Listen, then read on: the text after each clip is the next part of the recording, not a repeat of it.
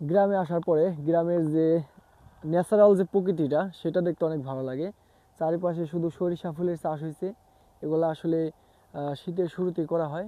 আর আজকে যে এত শীত পড়ছে, চারপাশে দেখুন কুয়াশাটা কি প্রচণ্ড কুয়াশা, এত কুয়াশা যে বলার বাইরে। এখনও মনে হয় যে টিপ টিপ বৃষ্টি রাত ভরে পড়ছে, এখনও মনে হয় পড়তেছে, অমন লাগতেছে।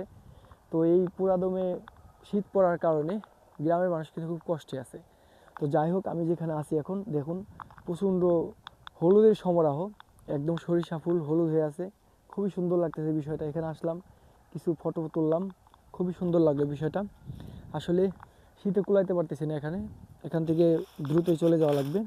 যদি একটু ফলো করেন, এখানে যে সরিষা ফুলগুলো সেগুলোর পাতায় এখনও কুয়াশা দেখা যাচ্ছে, এই যে পানি পড়তেছে, মানে এরকম, মানে প্রচণ্ড কুয়াশা এখানে, ঠিক আছে। তো সরিষা ফুলগুলা দেখতে অনেক সুন্দর লাগে, বাট এগুলা থেকেই সরিষা ফলন হবে, আর সেগুলাই আসলে ভাঙিয়ে তারপরে তেল বানানো হয়, সেই তেলে আমরা খেয়ে থাকি। আচ্ছা।